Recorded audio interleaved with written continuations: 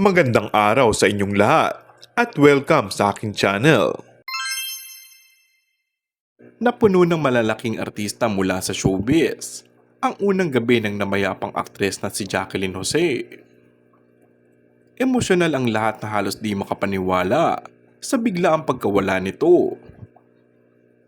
Samantala, isa ang aktor na si Coco Martin sa mga nahirapan na tanggapin ng pangyayari.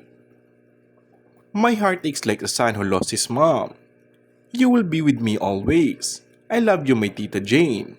Ayon sa aktor. Nag-share din ito ng larawan na kasamang aktres noong shooting nila ng pelikulang Apag na mapapanood ngayon sa Netflix. Nakakagulat. Nabigla tayong lahat. Ang dami namin pinagsamahan. Simula noon sa Masahista hanggang dito sa huling movie na Apag. Huling serye na Batang Quiapo, di siya nagbago sa akin. Samantala, mahirap man, ay kailangan umanong magpatuloy ng seryeng naiwan ng aktres.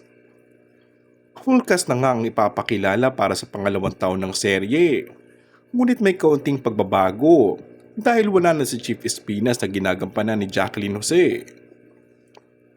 Nakakalungkot. Dapat ay matagal pa umanong aktres sa serye ni Coco Martin. Kasalukuyang pa sana itong mapapanood sa FPJ's Batang Quiapo bilang si Chief Espinas. Pero sa eksena ay nabaril siya, kaya nasa intensive care unit ang kanyang karakter. Kaya't hindi na raw magkakaproblema ang production ng TV series na pinangungunahan ni Coco Martin. And that's all for our today's video. Kung bago ka lang sa aking channel ay mag-subscribe at pindutin na rin ang notification bell. Maraming salamat!